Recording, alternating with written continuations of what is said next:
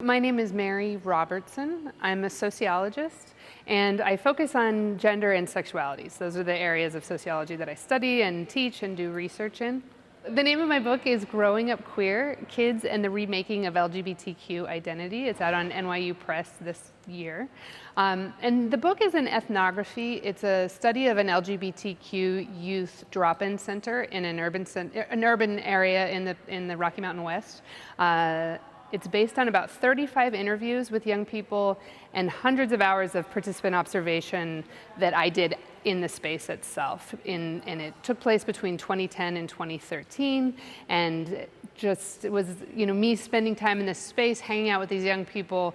And really, my research question was, how do we become sexual gendered persons? That's what I set out to answer, so to speak. And I did that through looking at the experience of young LGBTQ identified people.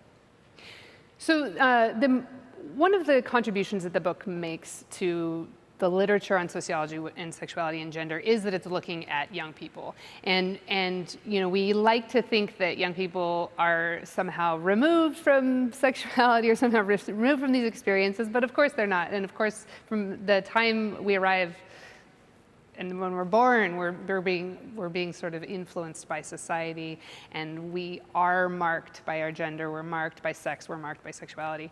And so, but there's not that much research done on young people, and part of that has to do with our anxieties about sexuality with kids. And so this is one of the contributions, and this is one of the important things about doing this study, was to be able to talk to kids about this stuff. That said, there's a lot of people who work with young people are we're very much interested in how do you empower young people, how do you empower minors, which, in our society, you're talking about people who don't have the same rights as adults. And so it's really important to hear the voices of young folks, which is one of the things I tried to do in this book, is to really, and you get to sort of hear them talk about their own experiences and using their own words. And I quote young people word for word throughout the book. And so just letting them talk about their experiences and letting them, honoring their lived experience as gendered sexual human beings like the rest of us. And then there's some tension around language. Do you call kids, teenagers, adolescents, youth? I think I use youth and youths most commonly throughout the book. But kids is kind of what we call people under the age of 18. And I think it's also important to acknowledge that it's not, certainly the bulk of the folks in the study are teenagers, although some are young adults, so the folks could be in the space up to the age of 24. And you could be, but you couldn't be under the age of 13, I guess. So, really, I guess there are teenagers, but a lot of them are talking about their experience from long before they were teenagers and what their experiences were growing up. So it's just sort of trying to capture a little bit that we're not talking about adults. So I'm a sociologist, which means I study how we interact with each other in groups. I'm not a psychologist, I'm not a therapist, and I'm not a counselor. And so I'm informed theoretically by the concept of social construction, which is the idea that how we understand each other, how we understand the world, how we sort of engage is always socially influenced. And so I'm interested in, how does that happen? How do we interact with each other? How does the media sort of influence and change how we see the world? How do our families, religion, government, all these institutions influence sort of how we understand ourselves in the world? And so that's the approach. This is what I was looking at when I say I wanted to know how we become sexual or gendered people, is how does society influence that? And so I'm not a therapist. I'm not looking at sort of, biologically or hormonally or medically what might be going on with somebody when it comes to their bodies. I'm not interested in sort of, I'm not equipped or an expert in therapies when it comes to gender and sexuality. So it's really more of this sort of social and cultural understanding of sexuality and gender. So when I had the opportunity to walk through the exhibition and really take it in and read the artist statements and look at this art, I was so struck by what a groundbreaking exhibition this is. And there's a couple things when it comes to young people, kids, teenagers, young people in sort of the positive influence of an exhibition like this on kids that I wanted to point to and sort of talk about in terms of how something like this is changing us. And so there a couple artists stood out to me. In one artist, Anel I. Flores, talks about in their artist statement, talks about the importance of validation. And, representing transness in art, and transness in whatever way we're sort of framing that or thinking about that, but representing that in art is a way to validate the lives of people whose gender doesn't conform to social norms. And that's super important, that if you can see yourself represented and validated and honored in art, that's one way that we can support people who sort of don't fit into this so-called social norms around gender. But at the same time, what's really important is that the art then also starts to shift what is normal, what the norms are. And that's where the power lies in an exhibition like this. And similarly, there's another artist in the exhibition, Castles, who does this physical piece of moving this gigantic piece of clay and sort of exploring this embodiment. And in their artist statement, Castles says, quote, "Our bodies are sculptures formed by society's expectations."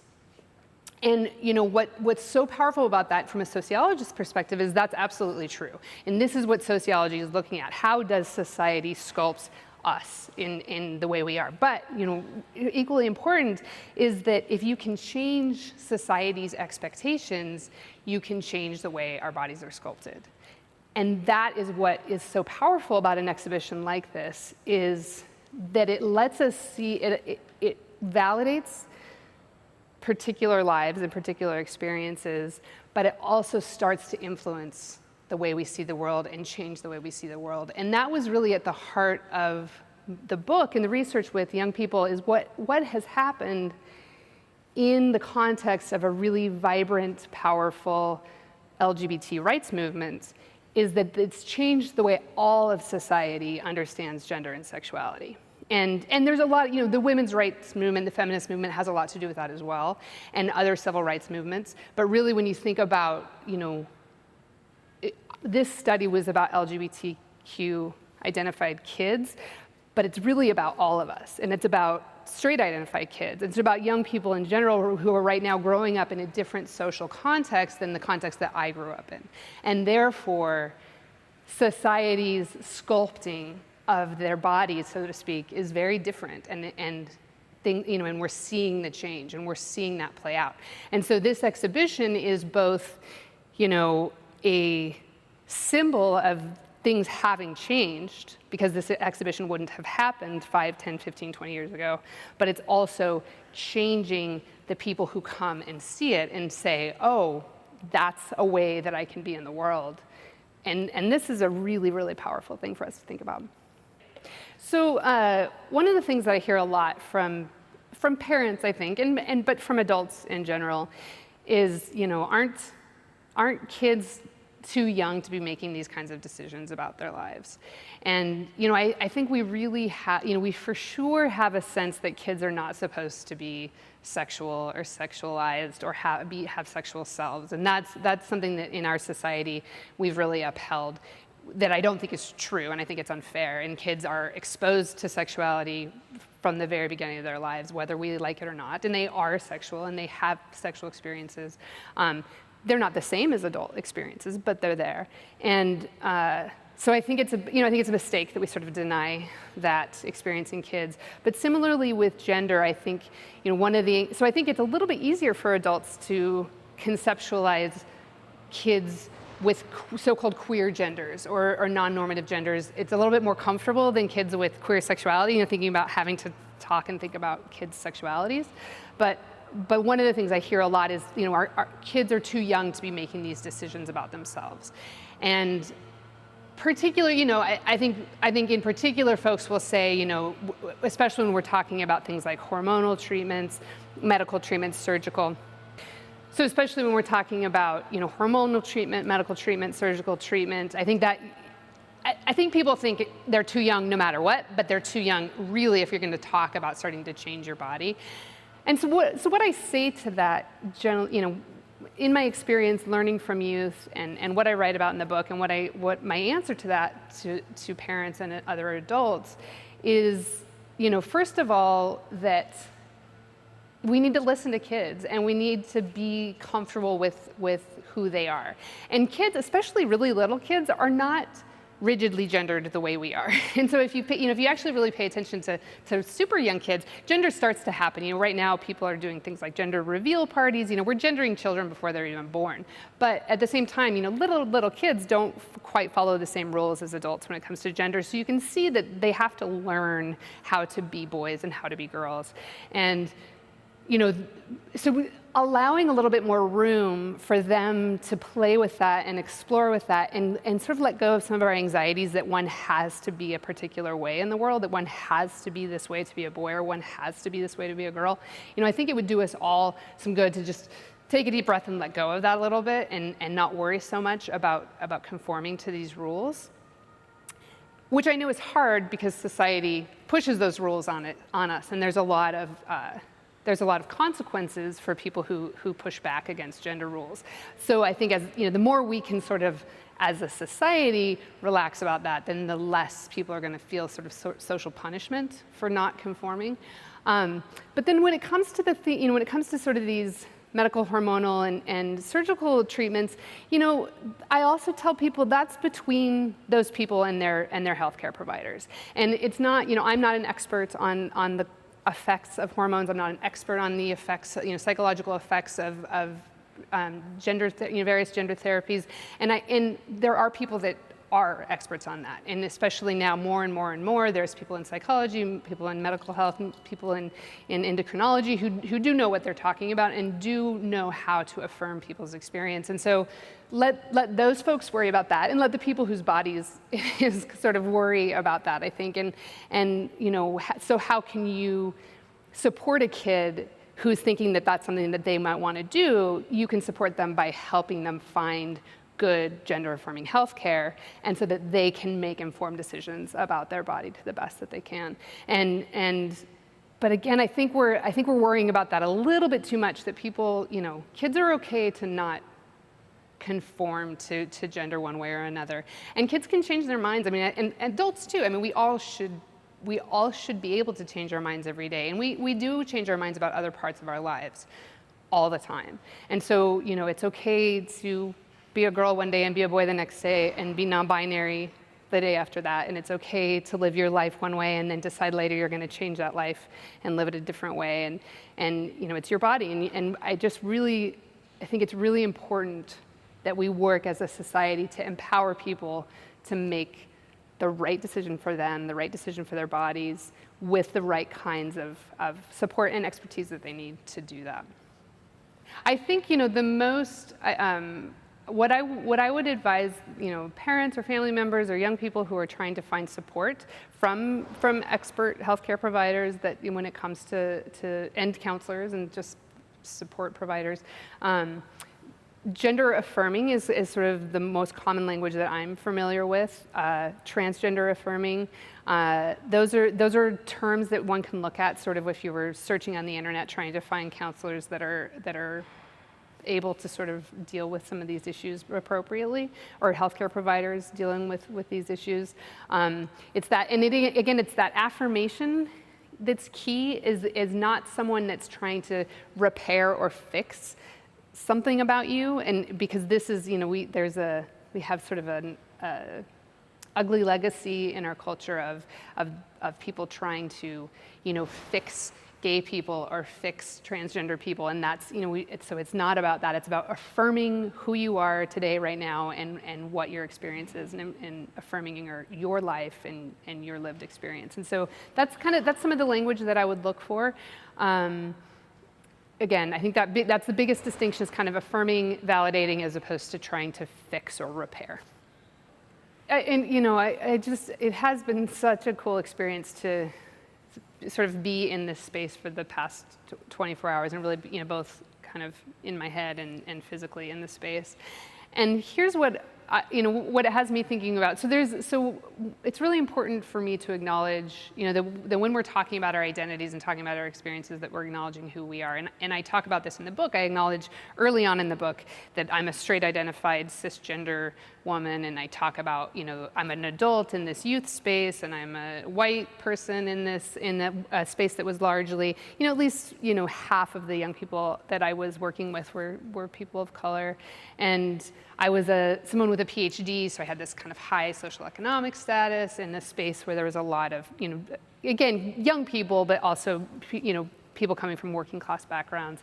And so I talk a lot about that in the book, as sort of what does it mean to be me going into this space and doing research and communicating with people, and how do I acknowledge sort of my influence on the research and on the findings. And, so to kind of bring that into this experience of being at the McNay and being in the exhibition, I thought a lot about, as I made my way through the Warhol exhibit, I thought a lot about, this was some of the representation of queerness that I saw growing up. What would have been artists like Warhol, would have been David Bowie and Prince and Mick Jagger, and these images of a bit of queer sexuality and queer gender, and how much that was an influence on me, but how it was really, it still was sort of an exception to what was the so-called norm. And so it was such a cool experience to sort of go through the Warhol exhibition and think about that those were images that I have been familiar with my whole life, and then move into what really feels like a more timely exhibition of kind of what's happening right now. And then to see, how the Warholian effect on art today, certainly sort of carrying through, but then to see how young artists and old artists, I guess I shouldn't, they're not all young artists, but to see how people are interpreting their experience with gender and sexuality today. And it's so cool to be exposed to this great variety of ways of being in the world. And that's kind of the way I sort of keep saying this, is like, my way of being in the world is one way of being in the world, and it's not the only way. And I've grown up with my way of being in the world validated over and over and over again everywhere I go. And so it's great. It's a great experience for me to have to think about other ways of being in the world, and to have my eyes open to other ways of being in the world, and to empathize and have compassion for other ways of being in the world. And that was, so I love that this is here so that all of us can sort of expand our understanding of humanity and expand our compassion for each other. And I think that's, that's what I left with, was this feeling of real change and real, again, I do think it's a groundbreaking exhibition in that way. And going back to talking about, acknowledging my identities, I'm not a parent. And so that's also another really important thing to acknowledge, is sort of, I don't have that experience. But, from my expertise and the things I know from doing research on this topic and in this area, I think the primary thing, one of the things I talk about towards the end of the book is imagining a world in which, having a kid who is LGBTQ and whatever, again, sort of queer in whatever those sexual and gender ways that we're talking about, is not only okay, but that it's truly like unremarkable. That you're just like, it's just, that's what you can be. That's an option for you in the world. And so I think the one of the most important things you can do is to validate that experience, that's okay, and that it's a possibility, that it's open to possibility, and I think to tell your kid, I love you, and all of these other people love you, and what you're experiencing is real, and let's talk about it, and let's see where we go from here. And I think, again, that just affirming, validating, supporting, loving, and allowing there to be room to be who you are. And and I think that initial reaction is just love, and hey, let's talk about this, and let's see what we can do to support you. And let's find some answers together. I think that's the kind of an immediate response. But I also think that, kind of even, prior, maybe even before your kid comes up to you and says this to you, or, in an ongoing way in your family, is to really think about how can you create space, affirming and validating space around you. And so what are the books and the images and the television shows and the media that your kid is exposed to? And again, this is another reason this exhibition is awesome, is because you can bring your kid here and your kid can say, well, why is that girl dressed like a boy and what's happening? And to be able to expose your kids to other ways of being and normalize that. So normalizing that in the home, normalizing it in your conversations, normalizing it. And I talk, I use, this is more of an example of sexuality than gender, but don't ask don't ask your daughter, do you have a boyfriend, right? Ask your daughter, is there somebody that you like that's special in your life? Paying attention to the way that we talk about those things, or not making assumptions about people. When you talk about other people, oh, does your friend have a mom and a dad, or a couple? Paying attention to sort of the way that we talk about gender and sexuality with our kids, and so you're sort of, because I think actually it's going to be a while. Your kid's going to be having these feelings long before they're expressing them to you. And so the more that you can just make it clear before they come to you that this is a possibility, then I think that creates a safer space for them to be who they are. And I know, I have so many people in my life who are parents, and I know that there's a difference among your kids. I know there's a difference between girls and boys. I know that these things are palpable, and I'm just always pushing my parent friends and loved ones to notice like how much of that is coming from the social world. So the classroom is a great place to disrupt, and I think I actually do. I talk about this in my classrooms when I'm teaching, and I do some work on my campus, and we call it, queering the classroom. And so how do you queer the classroom? And there's a variety of ways to do that, and there's a variety of ways to do it in age-appropriate ways. And I think there's a lot of resources online to sort of help you, if you're a teacher, to figure that out. But including images, pictures of LGBTQ identified people on the walls of your classroom, having books and reading materials and media that represent different, differently gendered people, different people with different sexual orientations, making sure that those things are represented in the classroom, not doing the gendered, boys on this side of the room, girls on this side of the room. It's really removing gender from your sorting practices, I think is a good way to just, kind of break some of those habits. Noticing all the ways that we sort of reinforce heteronormativity in the classroom, and that's that kind of pairing of boys and girls in this heterosexual way that really also reinforces gender norms.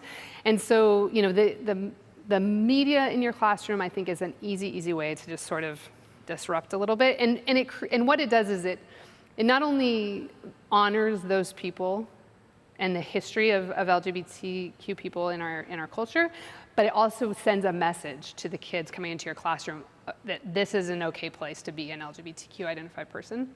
And so the more you can kind of just sort of create that space, there's more and more safe zone training is almost universal in this country, at least in public schools right now, that you should be able to advocate. If you don't have safe zone training in your school already, you should be asking administrators to be bringing it in. And that's not, it's great for teachers and administrators who need it as well, but also for kids. It can be a universal training for campus-wide. But the other thing I want to speak to a little bit, because this actually came up for me in this exhibition.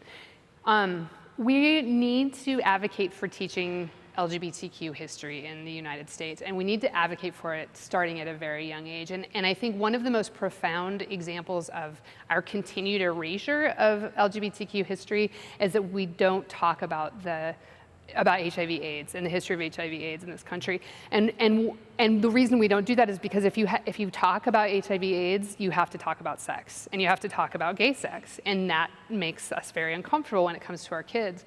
But I can say, being a college instructor with kids who were born, in the 90s, and so they really didn't live through the HIV/AIDS crisis in the 80s. They don't know the stories. They don't know what happened. They don't know how many people died. And when you come to an art exhibition that's representing LGBTQ people, and you think about the loss in the cultural loss of how many people died who were artists and who would have been creating cultural artifacts in this country, who died because of HIV/AIDS and died because of our willful refusal to protect them. This is so powerfully evident to me in an exhibition like this, like the Warhol exhibition, the Transamerican exhibition. And so I think I would love to see more and more teachers advocating for LGBTQ history in the classroom, starting at a young age. It's an incredibly important part of our history. We need to be talking about it, and it's been erased for a really long time. So my personal interest in this topic, I think, probably really comes from growing up a kind of a queer kid. And I talk about this in the book as well. Again, by society's measure, I'm a straight identified person. I'm in a hetero relationship and have been for a very long time. And I've benefited from straight and cis privilege my whole life. But at the same time, I was a tomboy as a kid. I was not a gender conforming kid. And I definitely felt my whole life like that was a problem. A lot of the time it was fun for me and I liked it and I liked who I was, but there were definitely lots of times that it was embarrassing for me or that I felt like an outsider and I didn't fit in, and because I just wasn't being the right kind of girl. And so I think when I was a young child, that was very much true for me.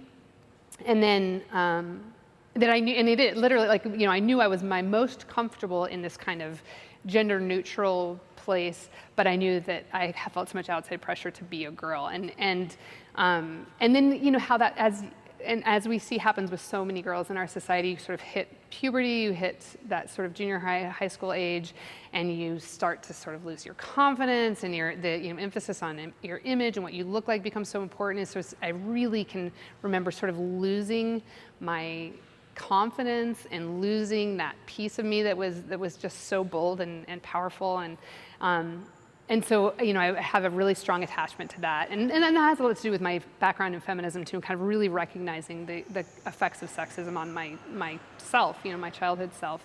And then having I really most of my friends since I was in middle school, I think, were outsiders and have always been outsiders. And so that kind of being part of in the book, what I kind of describe as queer community, I guess, in a way, that was just always part of my life. And so those, and I think, thinking about the influence of Warhol, thinking about the artists and the creative types and the people who are sort of outside, that, this was also who I was around. So I think it's all of those things that really help me to see that in young people and want to validate and affirm and sort of confirm that in young people.